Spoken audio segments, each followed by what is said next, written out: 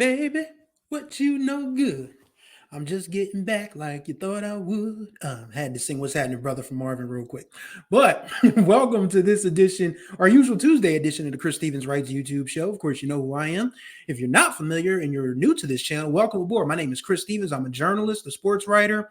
They're basically the same thing, but I mean, it just helps to identify what I write as a journalist. I'm also a novelist, as you can see here, a podcaster and a vlogger.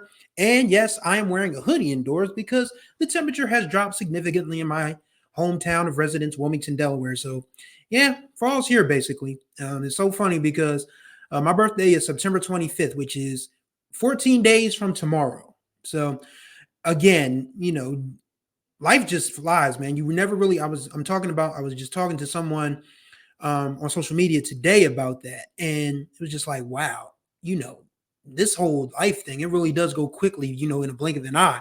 I have friends and colleagues and former classmates, their kids are graduating from high school and college and getting their first jobs and getting married and starting their own families. And it's like, yo, where did the time go? It's incredible, man. So life is meant to be lived. And that's something I'm probably going to talk a little bit more about. I'm 50-50 on. I may go live on my birthday because my birthday is on a Wednesday. And I mean, what can I do on a Wednesday around here? I mean, go figure.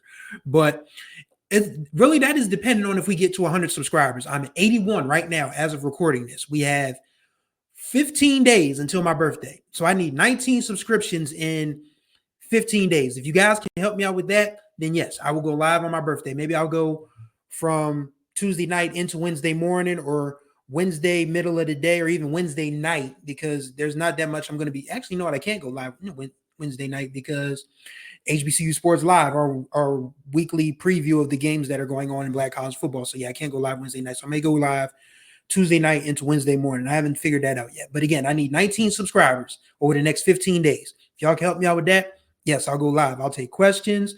Yeah, I may, if people even want to hop on and wish me a happy birthday and just ask me a bunch of crazy shit, then I'll let y'all do that. But yes, if you're a returning subscriber, welcome back. If you're a lurker, welcome back as well. And if you're new, I invite you to subscribe, tap the notification bell to be notified of all the new content that drops on this channel.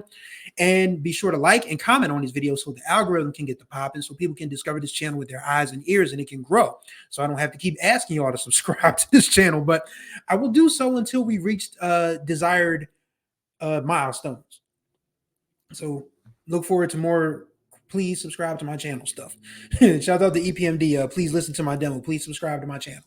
But yes, Tuesday episode, this is the episode where I randomly just talk about different things, of interest, because Friday I will be dropping a brand new episode with a friend of mine. We'll be discussing an album that is turning 25 this year. That is one of your hits. So if you look back on music from 1999, you can look through it. You already know I did one, so that one's disqualified. Rough Riders, Ride or Die Volume 1.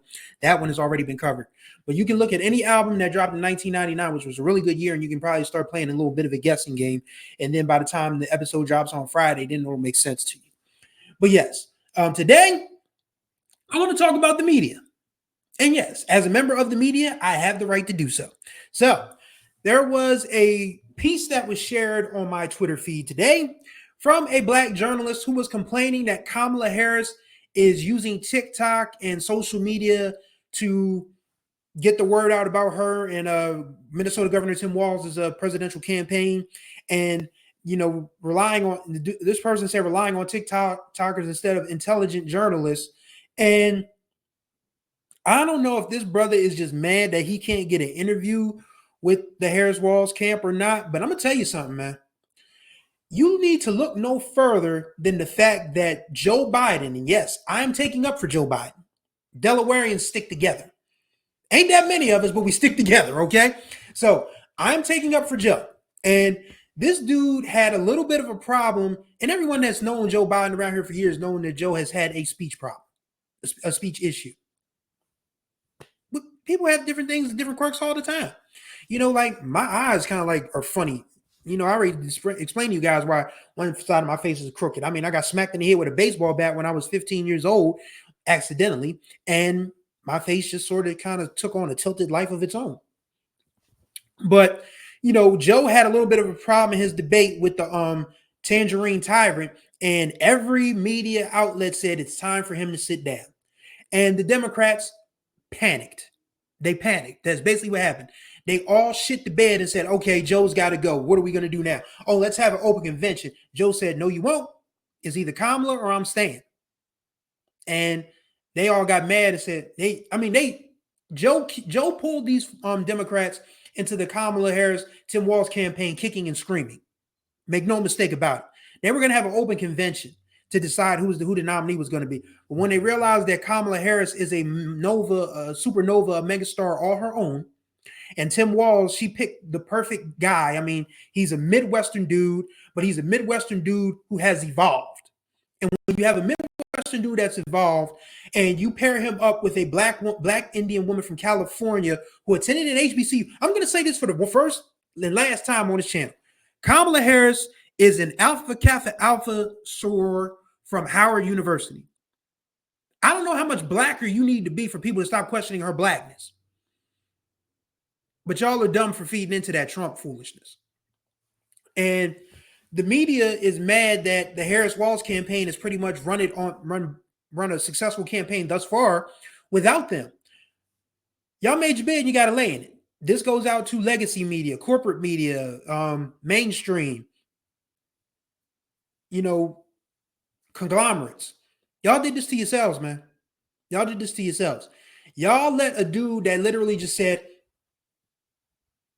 not talking to you, not talking to you, fake news, fake news, fake news, fake news, you're fake news, you're fake news, you're fake news, you're fake news, MAGA, fake news. Hannibal Lecter. Why am I talking about Hannibal Lecter? I don't know, but I just like to talk about Hannibal Lecter, fake news. That's y'all's fault, man. Fault. And VP Harris and Governor Walz have said, we don't need these stooges to do our work for us. Social media has given us a way, that's why people were so upset that TikTok was going to be banned. I mean, yeah, TikTok, it has its, shall we say, drawbacks. But there's too many kids on there. There's too many young new voters on there to not reach out that way. And VP Harris and Governor Walz have, their campaign has done the right thing in saying, we need to reach these new ones because there are some people's minds that we are just not going to be able to change. And I give them a ton of credit for doing that. And the media can only blame themselves for being shut out. And that's why they're doubling down on these polls that, oh, now Trump is back in front. Oh, has Donald Trump gone soft after being shot? He wasn't shot in the first place. I don't know about you. I've never been shot. Lord willing and the creek don't rise, it never happens. But if you've been shot, you do not have perfect skin around the area where you've been shot, even if you've been in surgery. That does not happen, people. If you've been shot, there's scar tissue, there's sores, there's bruising, there's all sorts of stuff. And to be shot in the ear with the type of rifle that was alleged to have been fired off, he would either not be here or he would not be of sound mind and body. He's not of sound mind and body right now. Be smart, people. He didn't get shot. He might have gotten some shrapnel. Yeah, maybe the teleprompter glass cracked and he got cut that way. But he did not get shot. He was shot at. Okay, he was shot at, but he was not shot. Use your brains, people. Use your brains. And legacy media has just jumped on board with this whole, all right, since VP Harris and Walz won't give us any coverage, any access. Let's double down on the dude who literally wants to bring back fascism and Jim Crow and a whole bunch of other stuff. Y'all just do some of the stupidest shit I've ever seen in my life to have legacy media jobs. And yes, this is me. People could consider this me hating from outside the club. But I study journalism. I have a degree in that thing from Delaware State University, proudly. Mass communications with a concentration in print journalism. I learned about ethics in the media from the late, oh snap, he's going to kill me. He's not late. He's still with us. And he's still doing great stuff. I met the legendary, Jesus Christ. I learned ethics in the media from the legendary Dwayne Wickham, one of the founders of NABJ and a USA Today columnist for damn near 40 years. So I know what I'm talking about. Sorry, Professor Wickham. I don't know where the hell I was going to say late from. Like, holy shit. What in the world? I ain't trying to get Professor Wickham out of here by any stretch of imagination. Actually, it is one of my goals to have him on this channel at some point. I probably need to reach out to him and make that happen. Probably won't do it. Probably won't do it after this episode, though. Whew, Lord have mercy. What a mistake. But that's the beauty of, being able to correct while you're talking. But yes, I learned from the legendary Dwayne Wickham about ethics in the media. And what mainstream legacy corporate conglomerate media is doing right now is wholly unethical. Just trying to sway an election, because one of the first things Professor Wickham had us do in his class was watch Citizen Kane. And there's a part in there where Charles Foster Kane, who's played by Orson Welles, this character is based loosely off of William Randolph Hearst. Hearst Publication. You guys have probably heard that name before. Patty Hearst also. Yeah, that's one of his ancestors. That should tell you a lot. But there's a point in the movie where people are, his journalists are coming to him saying there's not that much action going on in Cuba, which of course, was when the Spanish-American War was happening in 1898. He said, well, you supply the pictures and I'll supply the war. That's basically what mainstream media is doing right now. We'll give you guys something to be scared about, even though we know this dude is absolutely off his gourd. This same legacy media that shoved Joe Biden out of the chair that he worked 50 years to get to and was damn good at it. When all the smoke clears from the Biden administration, people are going to be surprised at how much things are like. People are already talking about how much their medicines. Yes, people are talking about how much their medicines have dropped in price. We're already seeing roads being rebuilt. We're seeing finally some high-speed rail. At least it's regional. I would prefer in a national high-speed rail system, but regionally, popping. All of that happened under the Biden administration, brother. I mean, y'all may hate that, but that's a fact. That is a 110% fact. Do with that what you will. But I'll never forgive legacy media for just shitting on Joe Biden and just throwing this whole democracy thing even further into peril. But that's why November 5th is probably the most important. I mean, every election is important, honestly, but November 5th, I mean, oh my God. I'm scared to death on November 5th. I ain't gonna lie to you. I mean, I voted every election since I was 18 years old. I was born in 1981. Yes, I'm a little ancient. So my first presidential election was 2000. I voted in every single one, and I'm definitely voting in this one. So you gotta make your voice heard. And I know a lot of people. I could do a whole episode about how black men are just disingenuously dissing Kamala Harris. I mean, we talked about that at some points on the HBCU Sports Live last week. I may drop that link in the description for you guys to check out. But yeah, I can't really hold too much against VP Harris and Governor Walz for eschewing traditional media coverage, because traditional media is ass backwards at this point in time. Can't get mad at him for it. Gotta respect that they said, okay, we're going to do this our way. Y'all on your own with this one, buddy. Please believe it. And y'all, I mean, if we lose, then we lose with honor. But if we win, the line for apology starts here. That's one of my favorite lines I've ever read from a sports writer. This was to give y'all a clue of just how nerdy I am. My newspapers.com subscription, I've looked up so much about previous events in old newspapers. So 1982, Sixers blow a 3-1 lead to the Boston Celtics in the Eastern Conference Finals. This is a year after they blew a 3-1 lead to the same Celtics and lost the Eastern Conference Finals. And Game 7 was on a Sunday afternoon in Boston Garden. And no one in the Philly sports media believed they were going to win that Game 7. Well, Dr. J and Andrew Toney showed up and showed out, and the Sixers won Game 7. So a columnist for the Philadelphia Inquirer started his column with the line for apologies informs here. So that's what I want the media to do if and when Governor Walz and VP Harris take this thing on home. The line for apologies forms here. Stand your ass up, say you were dead wrong for getting behind Trump, and see if we can save what's left of this country.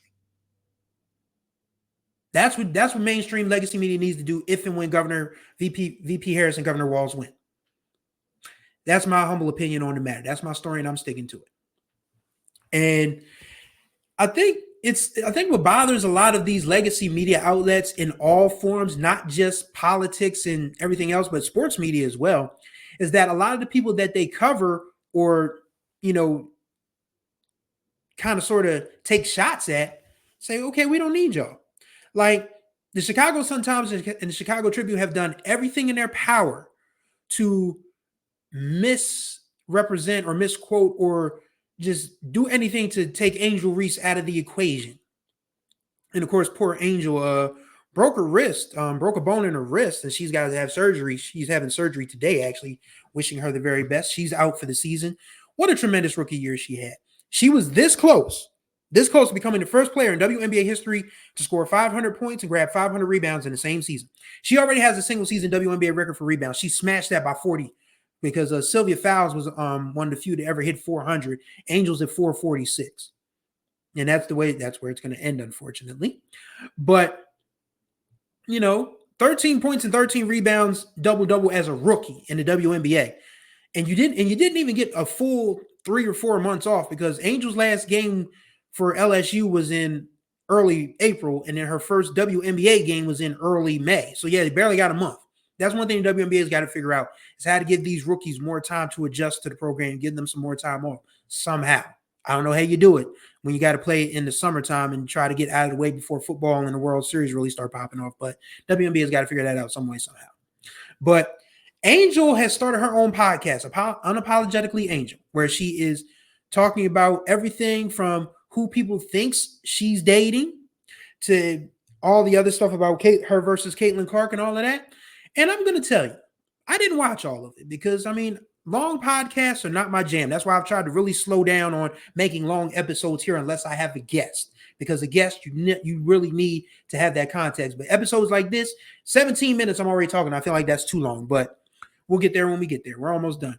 But I want people to understand that you can't just, from a media standpoint, these folks are going to get tired of, hearing things they said taken out of context and, clipped for clicks and views and sound bites that are just meant to inflame rather than inform and educate. Because that's basically what mainstream media is right now. It's all inflammatory. There's no education. There's no information. It's just all inflammatory. It's just all meant to stoke fears and anger and division and everything else. And that's not what the free press was started to do. That's why I'm saying the free press is on its deathbed, quite honestly.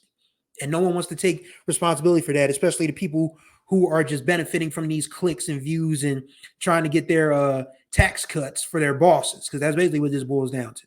But Angel Reese, I give her a ton of credit for being her own person. Only thing is, she went on, I think she was on her IG feed when people were accusing her of faking an injury. What if anything about Angel Reese suggests that she would fake an injury? Like, this is a young woman who has never ducked the smoke a day in her life. Like, she admits that, she was getting cooked by WNBA vets the first month of the season, but she's adjusted and adjusted well. People can talk about her offense all you want. Right now, that doesn't matter. Her motor is something you cannot teach.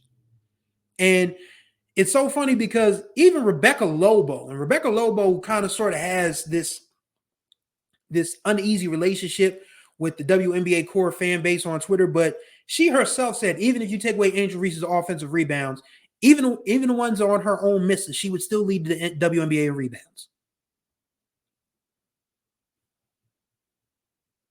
The girl is good, man. And I want people to stop pretending that this is some sort of,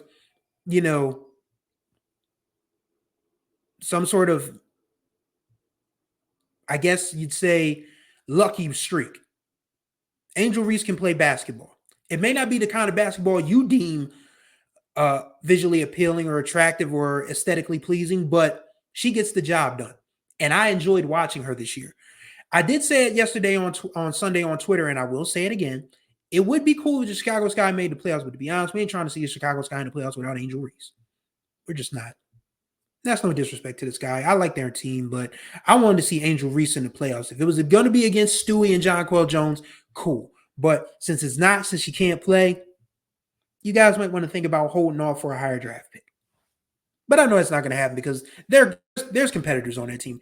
There's Kennedy Hollywood Carter. There's head coach Teresa Witherspoon, one of my favorites. There's Camila Cardoso. That Sky team still is probably going to make the playoffs because the WNBA, because the Atlanta Dream have a coach that just does not come alive in these situations. And I'll probably save that for a WNBA playoff preview. I may have Mika back on to join me, talk with me about that, but we'll see how that goes. But yes, Angel Reese, doing things her way.